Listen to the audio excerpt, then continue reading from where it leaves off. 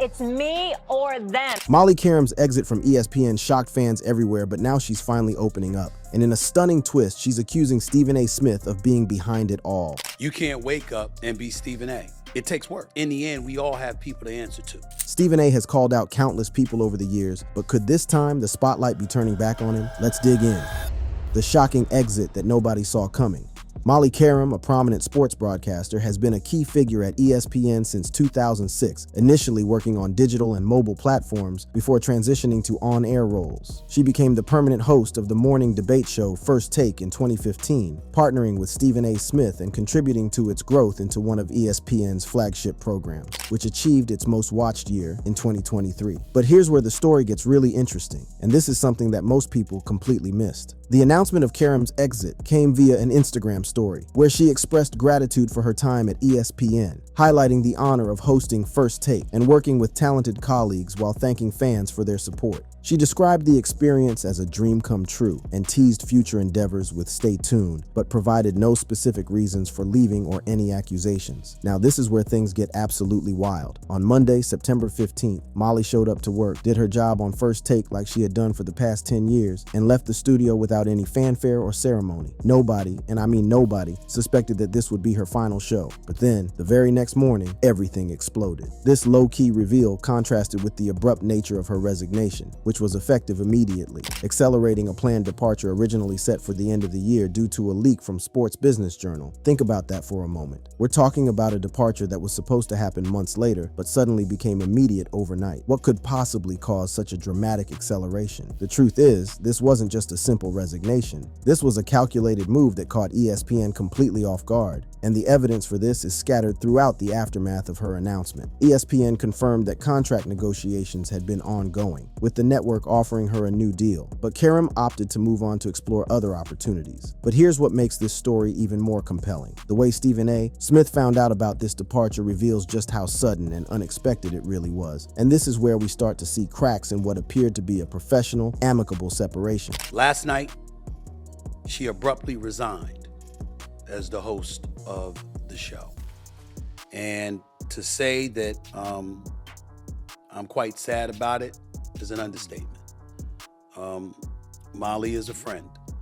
Molly is a co-worker. Molly is somebody that I have leaned on many occasions in the past, as she has done when it comes to me. Stephen Akaye's reaction tells us everything we need to know about how blindsided everyone was by this decision. This wasn't a planned, coordinated departure announcement. This was damage control in real time, and you could hear it in his voice during that broadcast. The timing of everything becomes even more suspicious when you consider the corporate response. ESPN's president of content, Burke Magnus, publicly thanked Qerim for her contributions, praising her poise, skill, professionalism, and role in driving First Take's success since 2006. He emphasized that the network wanted her to stay, even discussing roles beyond the show, but negotiations did not fully align with her desires. Now here's where the story takes another fascinating turn. Magnus described the situation as a straightforward business decision without controversy, noting ESPN's plan for a 30 to 45-day tryout period to test potential replacements, including in-house talent like Shea Cornette, Christine Williamson, and Monica McNutt. But if this was such a straightforward business decision, why did it happen so abruptly? Why was there a need for immediate damage control? And most importantly, why did Stephen A. Smith seem so genuinely surprised and emotional about the departure? The answer lies in understanding the complex web of relationships, power dynamics, and business negotiations that were happening behind the scenes at ESPN. What we witnessed wasn't just a host leaving a show. It was the culmination of months, possibly years, of growing tensions that finally reached a breaking point. And speaking of breaking points, let's talk about the most telling aspect of Molly's departure announcement. In her Instagram story, she thanked her colleagues and fans, she expressed gratitude for the opportunity, and she teased future projects. But there's one glaring omission that speaks volumes about the real state of affairs behind the scenes. She didn't mention Stephen A. Smith by name, not once. Now,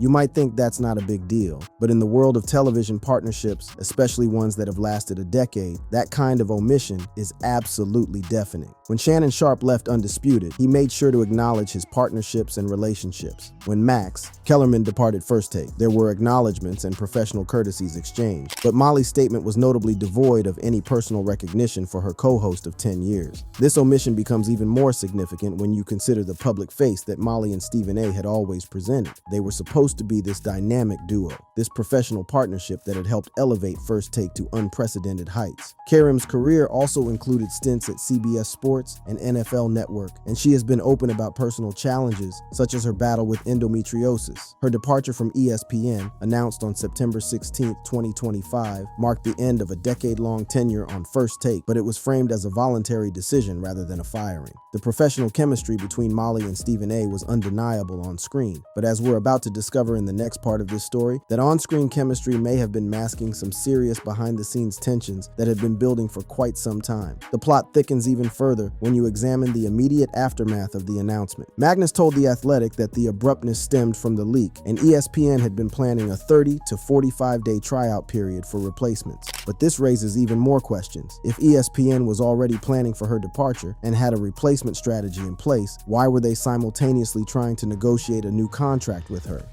The hidden power dynamics and Stephen A.'s response. Now we get to the meat of this story, and this is where things get really interesting because we're about to dive deep into the power structures and behind-the-scenes dynamics that most viewers never get to see. What happened with Molly Qerim's departure from ESPN isn't just about contract negotiations or professional disagreements, it's about understanding how influence and power actually work in sports media, and Stephen A. Smith's role in all of this is far more complex than most people realize. Let's start with Stephen A. Dora's immediate response to Molly's departure, because his reaction tells us so much about the real dynamics at play here. To be blunt, it came as a shock. I was not aware that this is something that she was contemplating doing. But in the end, she made her decision. And we have to move on as a show. I don't like it.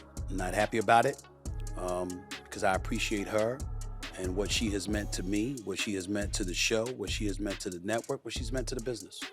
And I'm gonna miss her. But here's what's fascinating about this response. While Stephen A. is expressing sadness and surprise, he's also being very careful about how much information he reveals. Do I have an idea? Of course I do. Am I gonna share it with you? No.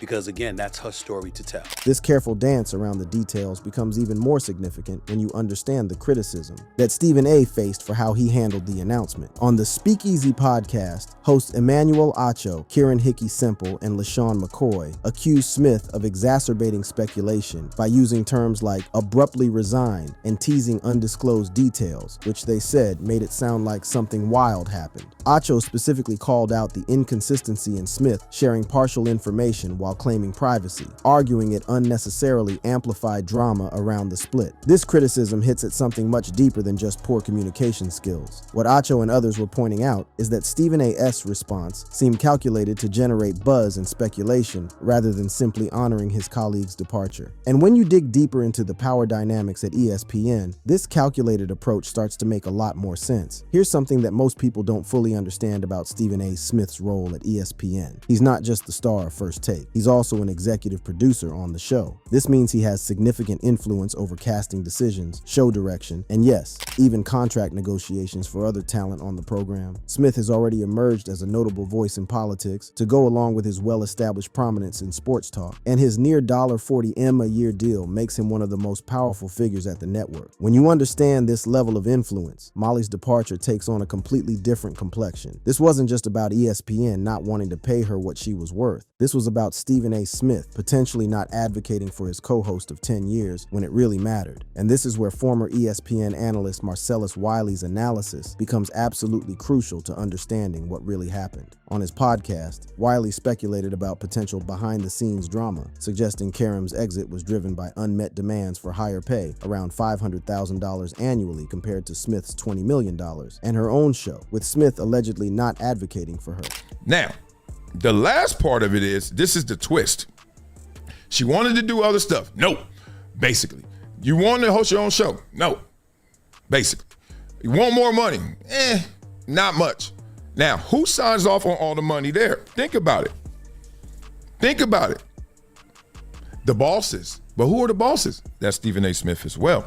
This analysis reveals something that most viewers never consider: the vast disparity in not just salaries, but actual power and influence within the network. While Molly was making approximately $500,000 annually, Stephen A. was pulling down $20 million, a 40-to-1 ratio that goes far beyond just reflecting their respective contributions to the show's success. But the financial disparity is just the tip of the iceberg. What's even more revealing is understanding how Stephen A.'s influence extends throughout ESPN's decision-making process. Wiley pointed to Smith's role in other colleagues' contract negotiations, noting how Smith's advocacy can make or break deals for other first-take contributors. Perkins had his deal, and when Perkins was up, remember, Perkins was getting a day job rate, and he turned that into $700,000 a year job. Perkins just talked about that recently, about how Stephen A. Smith has that pull. Stephen A. Smith even talked about that when he checked Cam Newton recently, talking about, hey, I've hooked a lot of guys up with money around here. This reveals a pattern that's absolutely crucial to understanding Molly's situation. Stephen A. has consistently used his influence to advocate for certain colleagues while seemingly not extending that same advocacy to others. The question becomes, where did Molly fall in this hierarchy? And why wasn't Stephen A. willing to go to bat for her the way he had for others?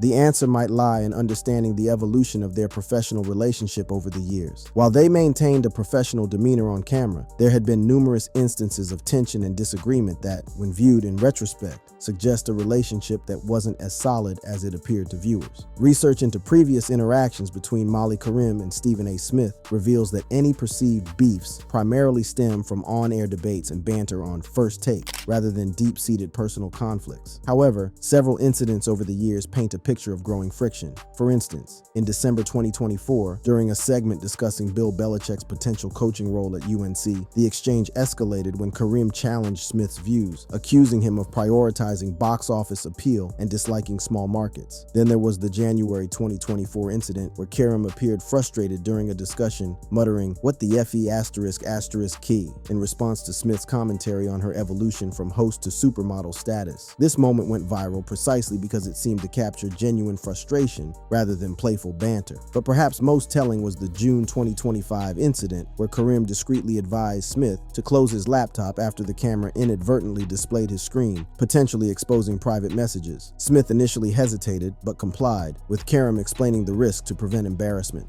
The interaction was portrayed online as Smith not listening, and while it was helpful guidance from Qerim, Smith's resistance suggested underlying tension. These incidents, when viewed individually, might seem like typical workplace dynamics, but when you string them together over a 10-year period and then factor in the power imbalances and contract negotiations, a pattern emerges of a relationship that was increasingly strained beneath the surface. Wiley noted her farewell message omitted Smith as a deliberate sign of resentment, and her immediate departure was intentional to highlight the situation, framing it as business tensions rather than personal conflict. He emphasized that the relationship wasn't as strong as advertised. This brings us to perhaps the most damning aspect of this entire situation: the suggestion that Stephen A. Smith, with all his influence and power at ESPN, simply chose not to advocate for Molly when it mattered most. And if that's true, it raises serious questions about loyalty, professional relationships, and the often brutal realities of sports media politics.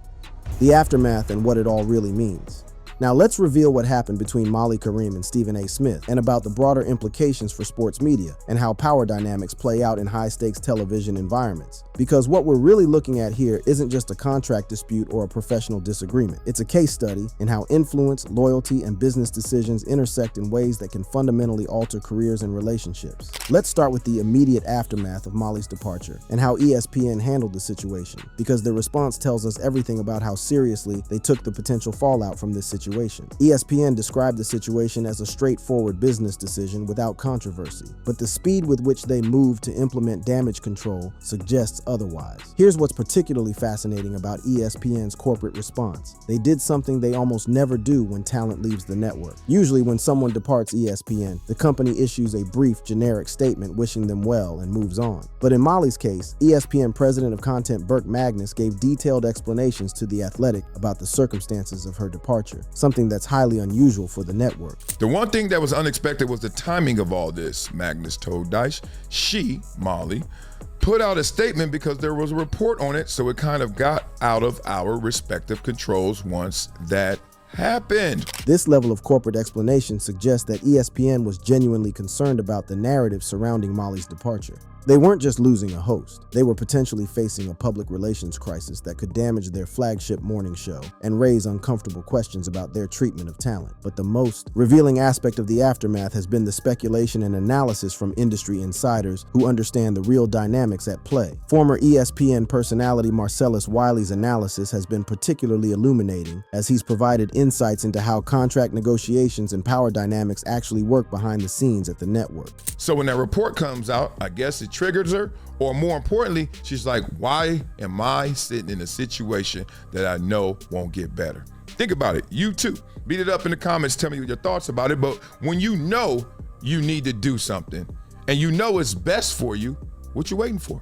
This analysis gets to the heart of what likely happened. Molly reached a point where she realized that her situation at ESPN wasn't going to improve regardless of how long she waited or how hard she negotiated. And when you understand the power structures and financial disparities involved, her decision to leave immediately rather than endure months more of what she likely saw as futile negotiations makes perfect sense. But here's where the story gets even more complex and revealing about the state of sports media. Wiley's analysis also highlighted the stark financial disparities within ESPN, noting that talents like Mina Kimes were earning significantly more than Molly despite not being the co-host of the network's flagship morning show. Think about if you're Molly, you're working at a network where Mina Kimes is making way more money than you, and Mina Kimes is the number what on what show, right? You're number 2 on the number 1 show, and she is what on what shows, right? So your point is like, and you see Malika Andrews, all that, that's a different lane, that's a whole different animal, different beast. This financial landscape reveals something crucial about how ESPN values different types of talent and different roles within the network. It suggests that being the co-host of First Take, despite the show's massive success and cultural impact, wasn't valued as highly as other roles within the ESPN ecosystem, at least not when it came to Molly's compensation. The gender dynamics here are impossible to ignore, and they add another layer of complexity to this story. When you look at the compensation structures and opportunities available to different talents at ESPN, patterns emerge that raise uncomfortable questions about how female hosts and contributors are valued compared to their male counterparts. But beyond the financial and power dynamics, there's something even more fundamental at play here: the question of loyalty and professional relationships in high-stakes media environments. Stephen A. Smith's response to Molly's departure, while superficially supportive, revealed some telling details about their actual relationship.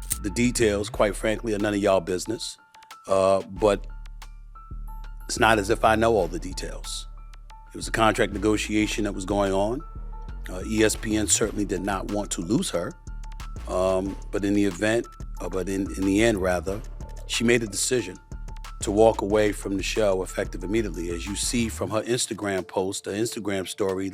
Notice the careful language here. Stephen A. is simultaneously expressing ignorance about the details while also revealing that he knows it was about contract negotiations. He's walking a very fine line between appearing supportive and protecting his own interests and relationships within the network. This calculated response becomes even more significant when you consider the criticism he faced from industry colleagues. Emmanuel Acho's critique on the Speakeasy podcast was particularly pointed, arguing that Stephen A. was using Molly's departure for clicks and views rather than protecting a colleague of 10 years. From a human perspective, Molly was your sidekick for 10 years. We don't need to know she abruptly resigned. Protect her at all costs. She didn't want it to leak. We don't need to know she abruptly resigned. But now, Stephen A., you're the one who told us she resigned. This criticism hits at something fundamental about professional relationships and loyalty in the media industry. Acho's point is that if Stephen A. truly cared about Molly as a colleague and friend, he would have found a way to discuss her departure that didn't generate additional speculation and drama. The implications of this story extend far beyond just one departure from one show. What we're looking at is a case study in how power dynamics, financial disparities, and personal relationships intersect in ways that can fundamentally alter careers and reshape major media properties. The ongoing speculation about Molly's next move and the potential long-term impact on First Take's success demonstrates just how significant this departure really is. ESPN isn't just replacing a host. They're trying to recreate a chemistry and dynamic that took years to develop and that was crucial to the show's success. But perhaps the most important lesson from this entire saga is about understanding the often brutal realities of television and media careers. Success on screen doesn't necessarily translate to job security or fair compensation behind the scenes. Relationships that appear strong and supportive in public can be far more complex and even adversarial in private. For Molly Qerim, this departure represents both an ending and a beginning. Her decision to leave immediately rather than wait out her contract suggests someone who had reached a definitive conclusion about her future at ESPN. ESPN. Rather than accepting a situation that she felt undervalued her contributions and limited her opportunities, she chose to bet on herself and her ability to create new opportunities elsewhere. For Stephen A. Smith, this situation reveals both the extent of his power within ESPN and the limitations of that power when it comes to maintaining relationships and team dynamics. His response to Molly's departure will likely be scrutinized for years to come as an example of how not to handle a colleague's departure, regardless of the underlying circumstances. For ESPN, this departure represents a significant challenge in maintaining the success of their flagship morning show while also managing the broader implications for their talent relationships and public image. The way they handle Molly's replacement and the long-term success of First Take will serve as important indicators of their ability to manage high-profile departures and transitions. And for the broader sports media industry, this story serves as a reminder of how quickly relationships can deteriorate and how business decisions can have far-reaching consequences for both individual careers and major media properties. The Molly Qerim departure saga is far from over. As she lands her next opportunity and as First Take continues without her, we'll learn more about the real impact of this decision on all parties involved. But what's already clear is that this story represents something much larger than just one host leaving one show. It's a window into the complex, often difficult realities of modern sports media and the personal and professional costs of success in this industry. Thank you for watching. If you enjoyed watching this video, click on one of the boxes playing on your screen to watch more similar content.